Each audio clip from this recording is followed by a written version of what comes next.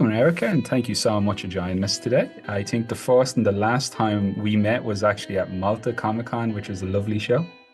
Yes, we were at Malta. I think it was November 2024. Yeah, if it flies by, I'm still thinking it's a year now. It's going on 2 years. Where does the time? Where does it Yeah, go? exactly. It's And all a you were, blur. yeah, and you were saying you actually have some strong Irish roots as well, which was great. Yeah, my family's from Galway. My dad was Irish. My grandmother came off the boat. I have my dual citizenship in Ireland. Um, so I may be fleeing sometime soon, all things considered, in, in the Yeah, United States. I may Irish. Well, I may reach out to one of you for a sponsorship because I'm on the outs with one of my cousins right now. So uh, well, definitely Irish. Then if it's falling out with cousins, I know that's very well.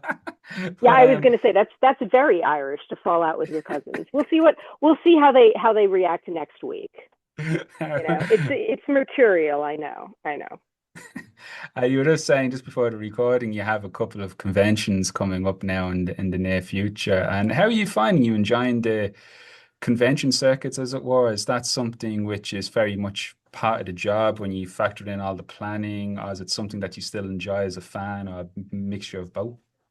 Conventions are again, everything about me is paradoxical. Conventions are a paradox because I enjoy the conventions. I enjoy being able to see colleagues that I don't usually get to see.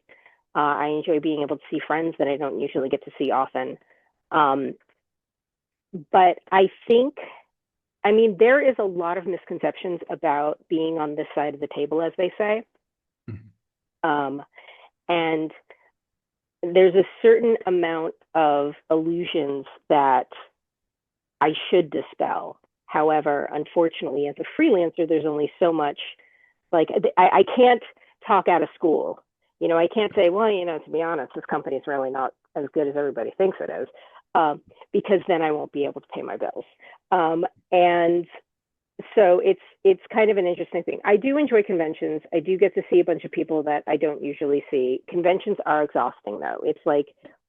It's basically like being a fish in a fish store. You are, pounding against the glass trying to get the attention of prospective buyers. And some people get um, they get very annoyed if you're like, "Hey, come and check out my comic." And I understand that, but at the same time, I'm of an age where when people would go to places and just hang out and not really be interested in commerce, it was like you would go to the local mall or the local plaza and you would hang out in the food court for 6 hours with your friends, eating one plate of French fries, you know. Um, but that was free to go to the mall. You pay your bus fare and that was it.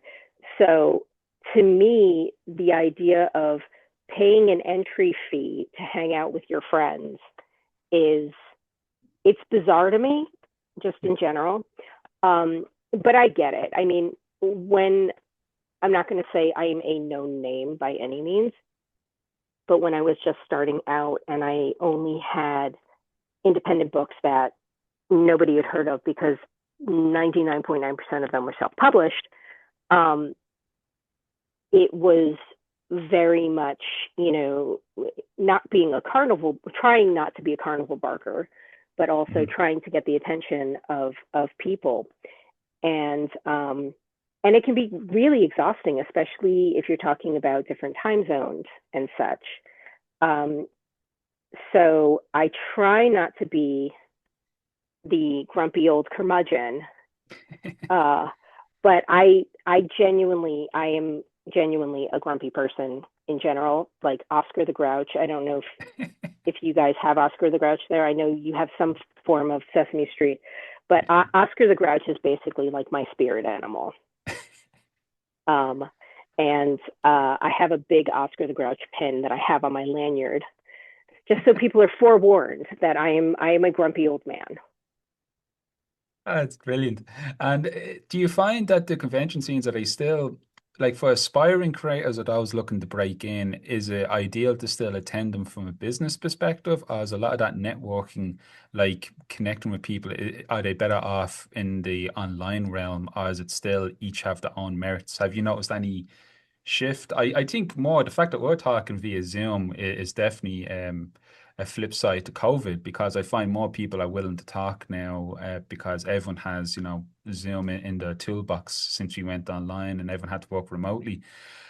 But are there any like conventions you think, well, because I know New York, I used to go for the portfolio reviews. That was always very good. And then a lot of the smaller home shows would be, as you were saying, when you were doing indie books, they're always great to, to sustain self-published. But has the landscape changed? It's been a minute since I've been over to the US when it came to towards conventions. But is there any worthwhile shows you think this is good for networking? I mean, New York is always good for networking. I mean, it's sad because New York and San Diego, which are both excruciatingly expensive shows, Hmm. um, cost prohibitively expensive shows. And I hate the fact that so many people get priced out. I mean, it's not news that, I mean, there have been multiple articles between Popverse and the Beat Comics Beat and things like that, where they're talking about um, convention organizers and community groups reaching out saying, hey, this is too expensive. Like, for example, in San Diego, there is kind of like a hotelier um, like group. It's almost like a chamber of commerce, but just for hotels and things like that. And the uh, the people who run Comic Con, San Diego Comic Con International, CCI has gotten complaints, concerns from a lot of people who have gone to the show for many, many years. I mean, the show's over 50 years old. And they, were basically saying, like, look, this show, we're getting priced out of this show. And it's not just me, it's not just my family. It's like we are hearing this almost like a consumer group, if that makes sense. Hmm. And there has been this back and forth between the hotelier association and the convention and the mayor of the city and things like that, because it's not just you go to this particular building for 3, 4, 5 days and that's it. That commerce bleeds out. You have not just hotels, you have restaurants, you have grocery stores, you have pharmacies, like everybody is impacted by this. So for one of these sort of facets, like the hotels saying, we're going to bump the prices an extra, $200 a night. I'm making up that number, but as an example, Hmm. Yeah. that doesn't just affect the hotels, because if fewer people go because they can't afford the hotels, that's affecting the restaurants in the area. That's affecting the San Diego Zoo. So many people go to the San Diego Zoo in that area because it's a bit of a walk, but you can walk to the zoo. So that affects the people going to the zoo. That affects there's a CVS pharmacy that is right near the convention center and it has like a mini grocery store in it. That place, any time of day or night, is booming because people, if you're lucky enough to have a hotel room with a refrigerator, Hmm. it's a lot cheaper to go and buy, like, breakfast sandwich you can throw in the microwave, that kind of thing. So that CVS you're looking at is losing money. The restaurants, the ice cream shop, the food trucks, I mean, so that is like a huge thing. Um, and it's really sad because I would say the best places for networking are New York and San Diego. And Yeah. those two have become so exorbitant and so out of reach for so many people that it's very frustrating. And I try not to suggest them Hmm. because they are so financially out of reach for so many people. Um, a lot of shows, smaller shows, will have editors sometimes, or they will have editors that are sort of doing the secret shopper thing. Okay. And but you never know when that's happening. You never know when editors are going to be milling about. And when Diamond was still a thing, I mean, obviously Diamond is not 100% dissolved, but for all intents and purposes, they're not, participating right now actively in comics. When Diamond was a thing, they would actually send reps I don't know if they did it at San Diego, but at New York, they would send reps around and they would look at a bunch of independent books. And the reps would come, New York is a Thursday, Friday, Saturday, Sunday show. The reps would come Thursday, Friday, Saturday. They would, weave around. They would have conversations. Sometimes they would buy books, sometimes they wouldn't. And then Sunday, I would, because this is how I got the independent book M3 into the Diamond catalog back in 2012. On Sunday, they came by directly and I recognized the woman. And then she was wearing a polo shirt with the Diamond logo and everything and introduced herself. Editors tend to do that as well. They sort of do the sort of secret shopper thing. Yeah. I don't know. I don't think Diamond is doing that anymore, but I cannot say that editors are not. Okay. So it is possible to do smaller shows. But the likelihood of an editor being at a smaller show is a lot less than an editor being at a New York, a San Diego. And again, I know that's terrible news for everybody's wallet, but I mean, unfortunately, that's the reality of it. Yeah, this semester in particular, what we'll be looking at the business side, and like ultimately, if you're gonna take an approach to this, it's a business. Like as a sole trader, saying a trip becomes a business expense, so claim it back in your income taxes be one approach to it, but still, it's not all fun and games. We have a privilege of being in a very entertaining industry, and it is entertainment, but it's also work at the end of the day that we also have to be responsible in how we take our approach to it. And your breaking moment then, so you were saying you started off with your own self-published indie books. Was comics something you always wanted to pursue as a profession, or is that like from day one, or is it something that you came to just through a love of being, creative and writing? What was your origin story, as it were? Oh, I've talked about this more times than I can remember. Every comic podcast I've talked about this. So basically, I was never under the impression that being a comic book writer was a career path. I kind of had the notion that comics, like movies, like TV shows, they just appear. Intellectually that they're obviously, it has to be made somehow.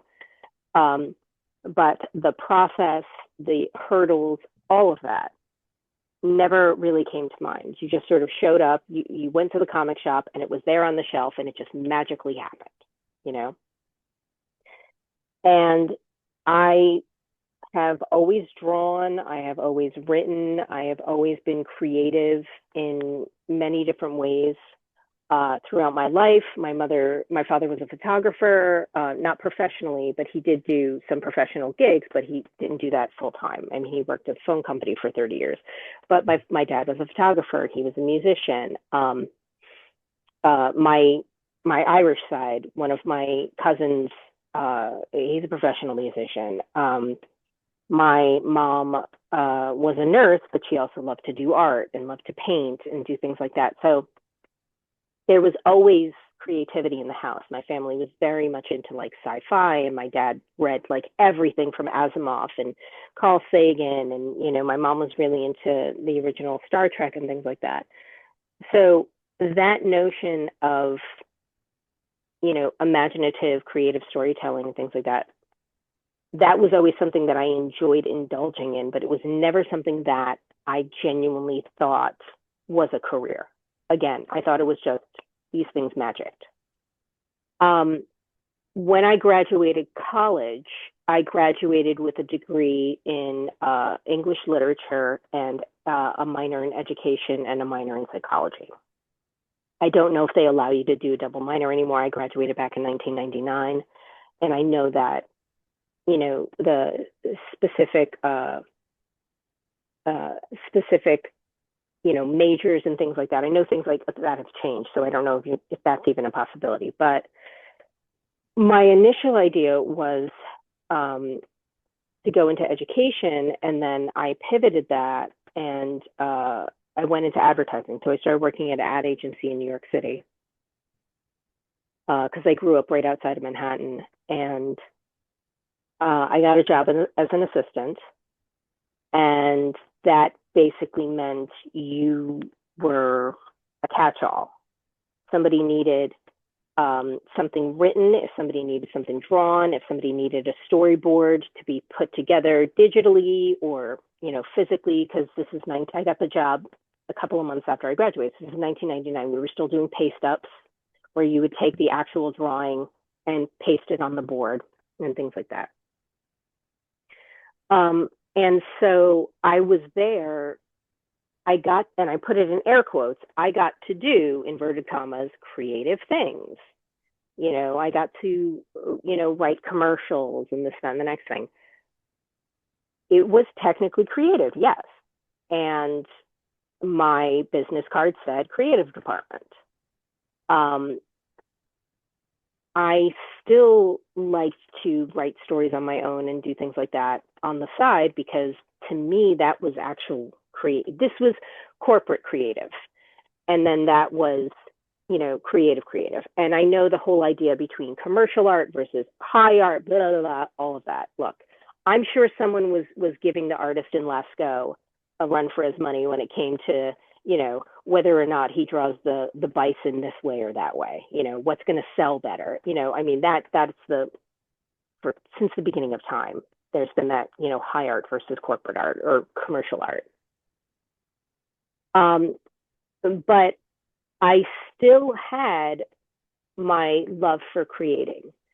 Fast forward to 2007, and I had been at the agency for 8 years. And I don't know how it was anywhere else, but in the US, a lot of people got laid off in 2007. There was a whole financial issue and this, that, and the next thing. So I got laid off. And if I'm being perfectly honest, I probably could have found a way not to have gotten laid off at the time, but I had a conversation with my creative director, and it got a little heated because I had gotten passed for a promotion, and the conversation got a little heated, and then it was basically, apologize or your name is going on this list. And pride being what it is, I said, well, let's see what this list is. I was a smart ass. I had just turned 30, and I was a smart ass, and I thought that I knew everything. And so I got laid off. And so I was freelancing at some smaller marketing agencies in the area doing art direction and things like that. And then in 2008, I had interviewed for this job. It was good. It was good. It was choice. It was everything. And literally, like, you have the job, and then like the day later, they were like, well, the market just crashed again, so sorry. So I was pretty desperate for work. One of the vendors, when I was working at the large agency, sometimes we would contract out vendors, illustrators, and things like that. If we weren't doing it in-house, we would contract illustrators. And one of the vendors was this place called Continuity Studios, which was Neil Adams' commercial studio. He had done comics, but he had also done commercial advertising work, etc. So I had known Neil and his wife, Marilyn, who was the VP rep there and everything. And at the time, I had had a car accident, and I got banged up pretty bad. So it wasn't a great place to be in emotionally, because, it's like, well, severance money has run out. You didn't get this job. You really need to find work. My husband was also out of work. And then you have this car accident and you're laid up. And unfortunately, healthcare is not great in the United States and is extremely expensive. So Marilyn had found out that I'd gotten into this car accident. And she called me just to check up on me. And while I had her on the phone, she's like, hey, is there anything we can do, to help you out, blah, blah. And I said, I need a job. I said, flat out, I need a job. That's what you can do to help me. If you have freelance work or full-time work or whatever, I need a job. And so she says, all right, let me talk to Neil. We'll see, what projects we have, blah, blah, whatever. So they brought me in at the end of December 2008. And my arm was still in a sling. So what I would do was I would wear my sling on the commute. And just before I crossed the threshold, I took the sling off because I didn't want them to think that, I couldn't do the work. I took the sling off. I did, worked my 10-hour day and then, go back to the train, put the sling back on. Oh. And I didn't say I was smart doing that because I still have shoulder problems. I didn't say that was a smart idea, but it was the idea. And so the project that they had originally brought me on for was the Astonishing X-Men motion comic that they were doing. It was the John Cassaday, Joss Whedon. It was the first 6 issues of Astonishing X-Men. And they needed somebody who could cut up Photoshop, who could do Photoshop artwork, cut up artwork, extend backgrounds, things like that. So when I was originally hired, it was like, okay, well, we're going to keep you on until the first issue is done, which is going to go until, I want to say, March or April. And I just stayed. And it was May of 2009 where they're like, oh, weren't you supposed to leave last month? It's like, well, I'm in the middle of this project right now that you just had me do. They're like, oh, all right. And I literally just stayed for 7 years. And, and I learned a lot. Neil has a reputation, or correction, Neil had a reputation, excuse me, because he passed. Neil had a reputation. I'm not going to confirm or deny anything that people have said. I will say that I learned a lot, a whole lot. I learned that behind the scenes of making comics that I had no clue about. And so while I was there, I thought, well, I've got, notebooks full of stories that I've written that I'm sure I could find a way to translate into comics. And because I was working on things, I was exposed to what comic scripts looks like, what certain things you put in a panel description and what you don't. How to letter. I taught myself how to letter. How many panels on a page is going to be overwhelming, et cetera, et cetera. And so I said, if you want to keep extending this creative, because you're still doing other people's work. It's still technically commercial work or corporate work because you're still doing other people's work. Yes, it's a little more creative, but it's still other people's work.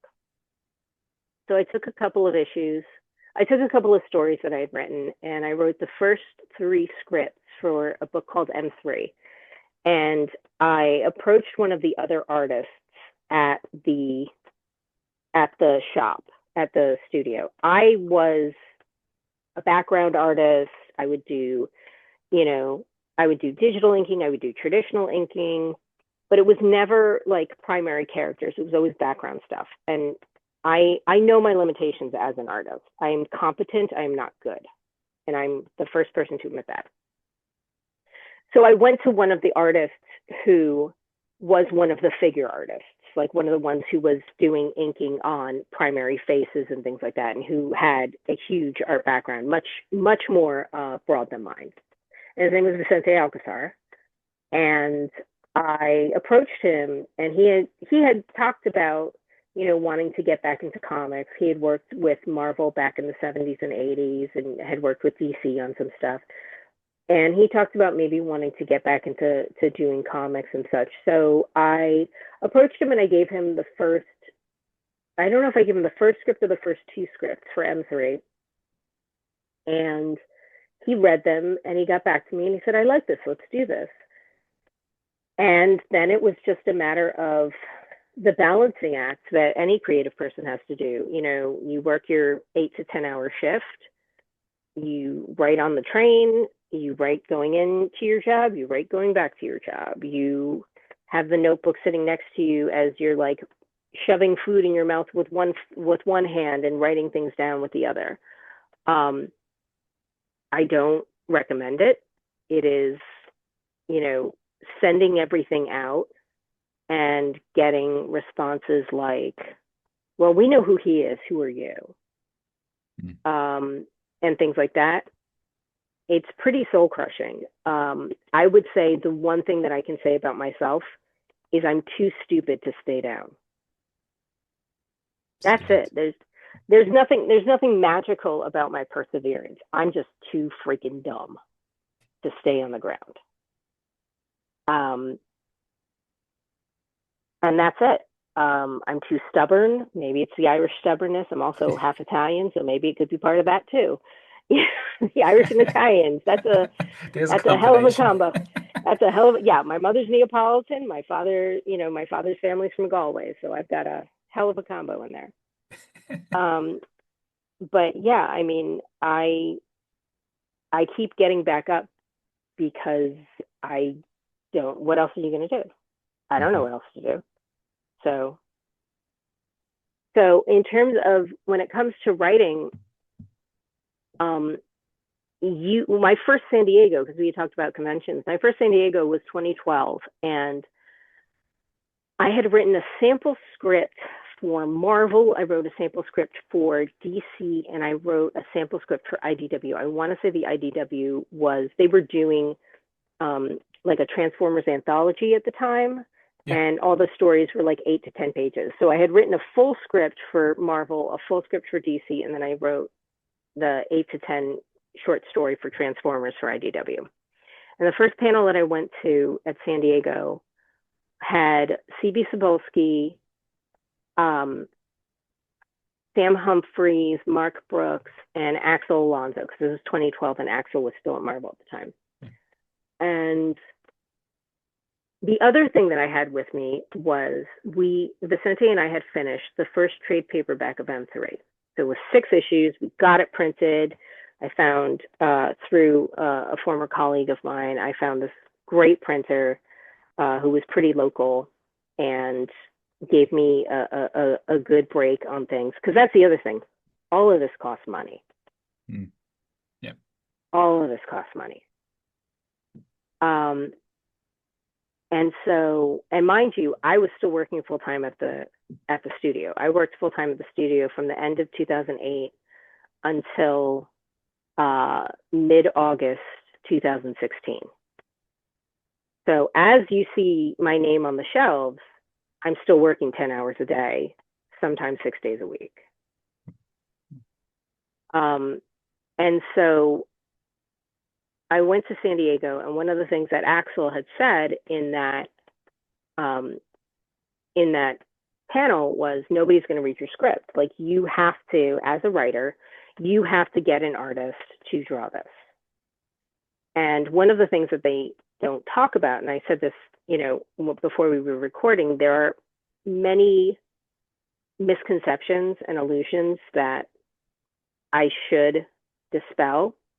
And I'm going to try and be as honest as I feel comfortable in this, so as students and try and gain this experience. But the writer foots the bill for a lot of things. And I know that there is the writer versus artist, who does the more work, blah, blah, blah, whatever. I've worked with both. And I'm not an authority on anything, but I think that I have the background to be able to say this. And consider it an unpopular opinion, but many, many times, especially the way I personally work, I provide thumbnails, I provide layouts, I provide reference, I research, I do all of this. And when the artist gets it, I say, this isn't an edict. This is materials to help. But 9 times out of 10, I look at the art and 80% of the reference that I pulled is in it. So I'm not going to say that one does more work than the other at all. Because some people will say, well, you can write a script in a day, but it takes a month to do a comic. That's absolutely not true. I can write a script in a day, or I can take that same script and it can take me 6 weeks to write it. Mm. You know, so it's not, it isn't apples to oranges. It isn't apples to apples. It's not even apples to pears. It is apples to swing sets, like totally different. And you know, as the writer, because it is presumed that you can, you know, oh, you're a writer, so you can write multiple books a month, whereas an artist can't write multiple books a month. They have to focus on one. So you are the bankroll. That is very, very frustrating. And there are projects that I have had to put on hold because I just don't have the money in the bank. And there are a lot of people that say, oh, well, you know, an artist should get 50% of the intellectual property plus $300 a page or whatever. I'm like, look, I'm not Marvel. I can't pay $300 a page. I can give you $200 a page, which I can say with all authority is better than some smaller publishers. Dynamite doesn't pay $200 a page. Zenescope doesn't pay $200 a page. Boom doesn't always pay $200 a page. So if you're getting $200 a page from an individual, that's actually pretty damn good.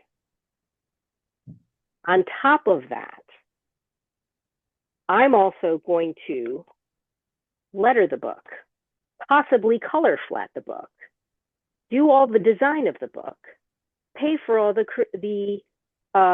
covers of the book, pay for the printing of the book, pay for any marketing of the book. So it's not just I'm paying your page rate. I am paying everything. Mm. And I know that there might be artists who are prickly at this, and I get it and I understand. But writers are not, we are not a money tree. We are not a source of unlimited funds, even though people think, oh, you absolutely are. No. And it can be very, very frustrating as a writer. Because what'll happen is you want to get your script out. So you will hire the least expensive artist you can find, going to art schools and everything. And that's not always the best for your book, because the marriage between the art and the words is very, very important. You don't want an artist who's never done sci-fi before to do your sci-fi book. You don't want an artist who doesn't do a lot of background to take a book on where the environment is a character in itself.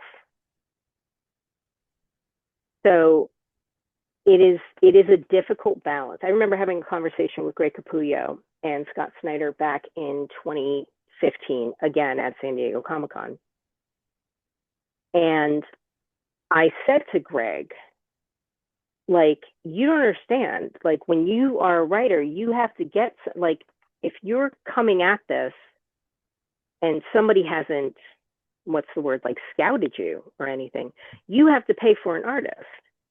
And he's like, well, what happens if the artist is crappy? I said, well, if the artist is crappy, then, obviously the editor is going to look at it, and you would hope that the editor will look beyond any, art that's crappy and try to look for the story. But at the same time, it's a visual medium, so it's a hell of a lot, harder to do that, to sort of compartmentalize your brain. It's kind of like when you go to jury duty and they say, can uh, you basically put your morals on the, can you put your morals on a shelf and turn around and be, impartial to find out whether or not this person did a wrong or not. So it's tough. Um, but yeah, I mean, and being a writer is also, I mean, this is no different from an artist, but it is a constant hustle because you have one script done, you have it with an artist, you got to have that second script like that. Yeah. You have to have that second script done. You can't wait for the artist to finish all the work and then go back. I try and be, if I'm on a series, I try and be 2 scripts ahead. So if my artist is drawing, so right now, Jay Carlos is the artist drawing Rat City. Jay is working on the art for issue 23. I have written issue 25 already. That's me. Everybody's different. But that's my sort of OCD, not clinical, but my sort of, hyperkinetic brain that I was talking about. I have to get it done. It has to be done. I've talked a lot with not taking any questions. Sorry. No, this has been brilliant. Like it's very insightful, and it's brilliant to hear about the resilience that comes with the job, your way into it as well, like your passion that drives you in, but also the reality of the business into it. It's great. It's wonderful having these conversations because often, like what you're saying and sharing, I either can reflect upon now from my own story in industry or from my colleagues as well, and we just don't talk about it enough. And I think like there is sometimes almost like a fear. I think sometimes when sharing, because people think, oh, if such and such isn't doing too hot at the moment, maybe they're afraid to reach out to someone or share that, or how it could be interpreted. And with social media, like I know it's such a huge factor now, but even now it's kind of ramped up to 10. Everyone kind of has a projected kind of, it's like business 24/7, and the line between what's your personal social media and what's your professional is so hard to keep that balance as well. So having these conversations, that transparency and that insight is it's amazing. And it's kind of like, how they have like with cops, like the blue wall of silence yeah, kind of yeah. thing. It's kind of like that though. Like you said, like meeting with Mhm. your colleagues, people don't want to talk about it, even if you know that you are in a safe space. Mhm. I because I live pretty close to New York City, a lot of times when it comes to New York Comic Con, my friends will come and stay with me, to save money again on those, ridiculous hotel costs. And we'll be, it'll be late at night. We'll be sitting, snacking and having a conversation, and you can tell on my end and on their end, there are things that we want to ask each other. I mean, with the exception of a few very, very, very close friends, there are Mhm. things that I want to ask some people that I'm not afraid to ask, but I'm wary of asking because am I overstepping? You Yeah. know, am I is this a person who sees me as a colleague or sees me as competition? Mm. And that is a very big thing as well. I will say that in the beginning of my career, I was to a certain extent mercenary. I wanted work. I had to get work and blah, blah, blah, blah. And unfortunately, that attitude really soured a few people. And I lost a very good friend of mine because of that. And, and it's something that I really regret. But that unfortunately is, I wised up from that. Mhm. At the same time, I still have to navigate. Like I said, you're sitting on the couch, snacking on some chips, having a conversation, and then there's this awkward moment where you're like, are they going to ask about my page rate? Am I going to ask about their page rate? Am I going to ask about what's the next project that they're working on that might not be announced yet? Are they going to ask, oh, hey, can you send an email to an editor for me? That kind of thing. So, Yeah, Yeah. it's a very strange like back and forth dance. Yeah, yeah. It's I suppose every industry has it. It's just ours is that just more unique as well because again, the way it's more to do with the US side, but it's I haven't seen anything in the equivalency with the UK based comics as well. But like it's non-union work, I think, and stuff. So like everything is now standardized because it's private freelance, and since Yeah. then everything. So it's curious because like dealing with one editor, we had like David Leitch, who's a senior editor at Titan. You might have met David actually at Malta that year as well. I did. I was sitting with David at Malta. Yeah.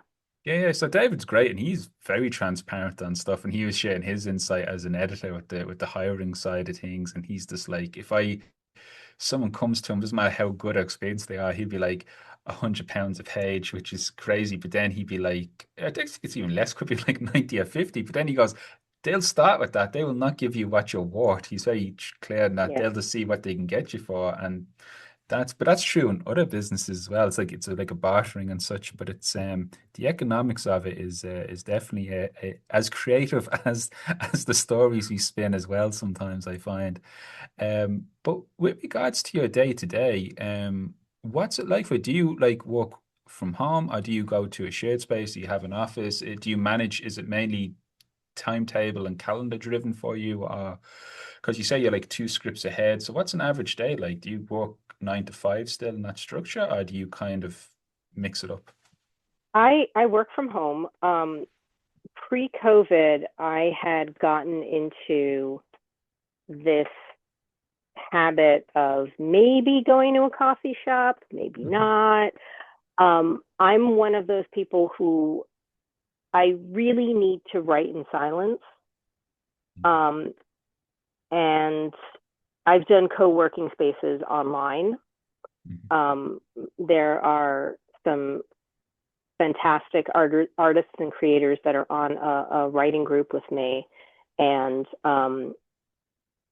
we'll get an email saying, we'll get a text saying, hey, I'm opening up the space at this time, UK time. Anybody who wants to join, join. And you just sort of jump in, say hi.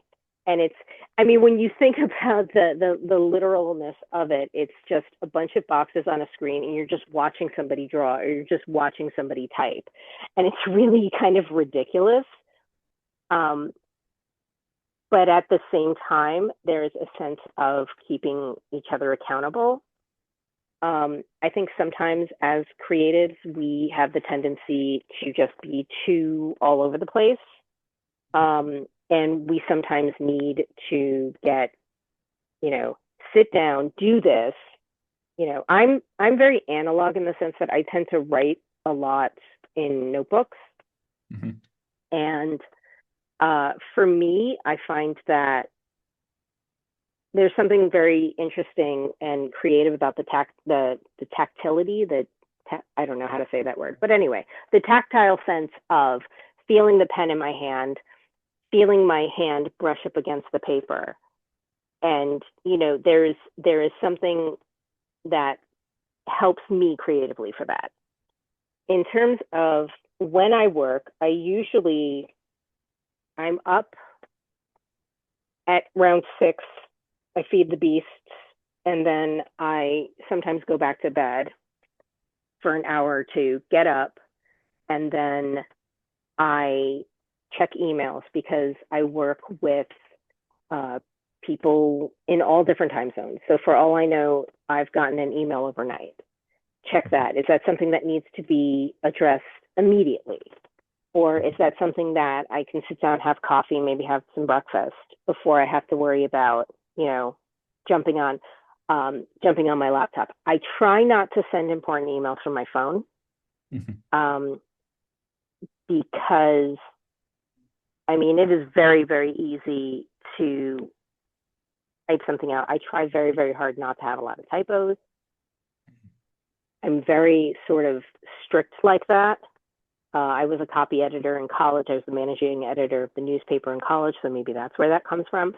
But I try not to send things like that in typos, with typos. So I try not to send it from my phone. But if and every once in a while I'll feel pressure, and my husband will say, "Go get your laptop." Like sit down, see it on a big screen, have a keyboard under your fingers, as opposed to just and then getting distracted by 19 different things. So I'll sit and I'll write down. Sometimes I write it down the day before. Sometimes I write it down the day of. The really important things that I have to do for today. Is there an appointment? I have this podcast recording that was written down? Is there somebody I need to call? Is there uh, like case in point, there's a payment issue right now. So I've been going back and forth on emails with the accounting department of a company saying, them saying, we sent you the payment this day. Me going onto my bank account, taking a screenshot of my transactions, locking out all the ones that are none of their business, and then sending them a screenshot saying, well, if you paid me on the 22nd, on the 24th of September, then please tell me why my bank statement does not reflect that. These are all the statements I've received from you. And as you can see, none of them are dated the 24th of September. That kind of thing. There's a lot of administrative tasks I would consider that I have to do because I don't have somebody to do those things for me. Again, that's something you got to pay for. And there are I know plenty of people that do have business managers or assistants and things like that. That is great. That's not in my budget right now. And so if I get an email from somebody asking for a podcast, that has to be replied to. If I get an email from a person asking me to edit their book, that has to be replied to. All these different things. Unfortunately, because as you said, social media is so big now, I'm not just having to check email. I'm getting people requesting things via Instagram, via Blue Sky, and things like that. And I'm not going to say that that's like a violation of my space. It's not, because it is a open public space. But I do prefer people emailing me. Like there was a convention that people kept tagging me for this convention because it's relatively close. It's like about an hour away from me. And everybody's like, why aren't you never at this show? And I was like, because they never reached out to me. So they're having this sort of public comment back and forth publicly on Instagram being like, we reached out to you, we couldn't get you, blah, blah, whatever. And I was like, okay, so send me a DM here. We tried to send you a DM, we can't. And I'm like, okay, why are you airing all of this publicly? You can literally just go to my website. My email address is on my website. Just send me an email. Did we upset you? You seem like you're upset with us. And I'm like, oh my Jesus Lord. Like, I understand that we're all creatives and we're all super sensitive, but there is a business side to this. And unfortunately, if that means that I have to be curt or terse in what I'm saying, it's not because I'm trying to be rude. I'm not trying to be a mean person. I'm trying to just say, look, I've got 900 things to do today. I don't need 901 things to do today. And I certainly don't need to hold your hand through that. So that can be kind of frustrating as well, because, I just sort of shrug sometimes and I'm like, I don't understand. Like, why are you asking me? Wouldn't you just Google it? So there's a part of me that gets sort of annoyed with people. I understand that I am hyper organized and that I am over the top, and I have unrealistic expectations for my own performance. And I've been told many times, my therapist included, that I need to stop having unrealistic expectations for others. So I'm trying very, very hard not to get so frustrated with people, but I would think a cursory Googling of someone, that should be on the checklist. That's one of the common ones we used to get all the time as well from, I think, is it Michael Mulcher, I think, with Rebellion was saying as well, because people like, how do I submit? And then like there's T's and C's in the website, like there'd be a submission thing. I'm like, but that's like step one. So I think even in a previous class, I would have said it to the guys like step one, check for the website.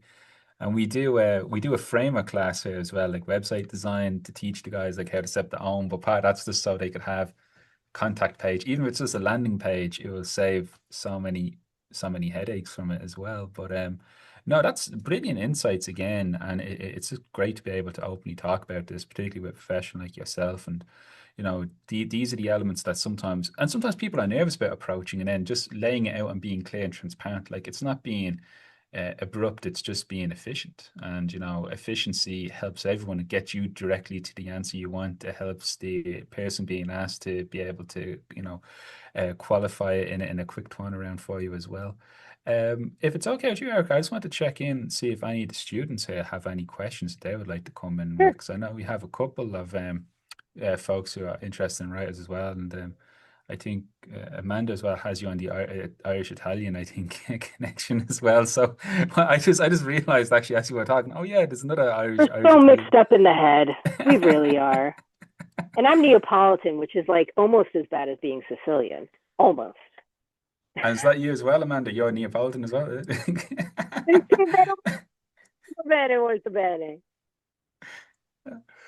So I was going to check, does anyone have any questions they want to come in with?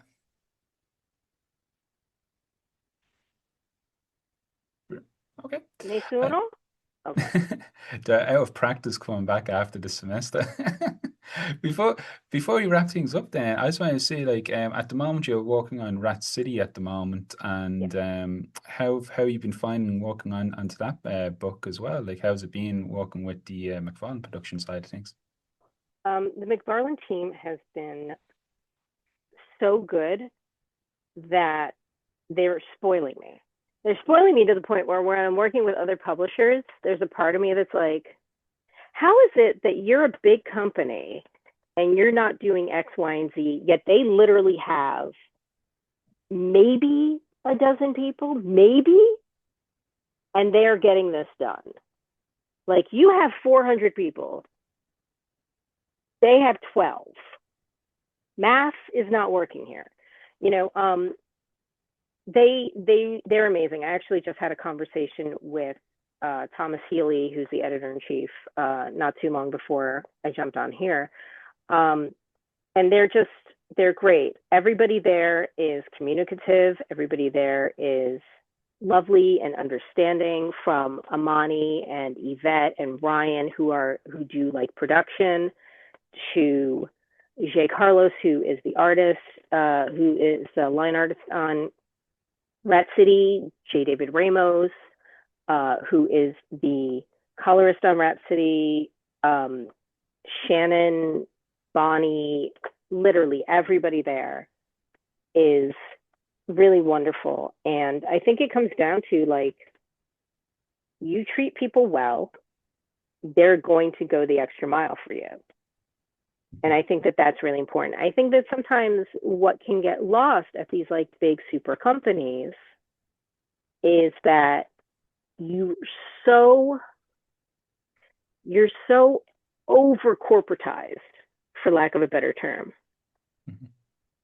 that common sense doesn't happen, because there's so many boxes you have to tick to make sure that you are in compliance with XYZ, ABC, whatever, as opposed to just, dude, just pick up the phone and call them.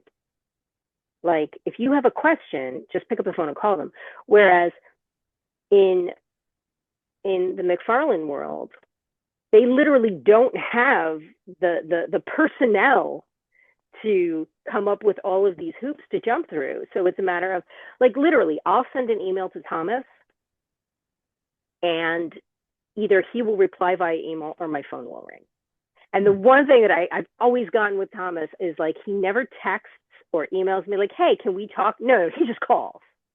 And I'm just like, dude, I'm in the middle of things. And then you feel bad. It's like, I can't not answer my editor-in-chief's call.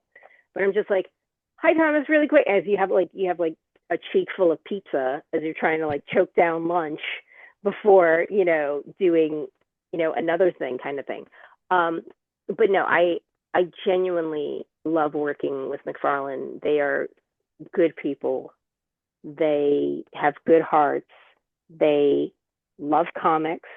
They love doing what they're doing. They love giving us freedom.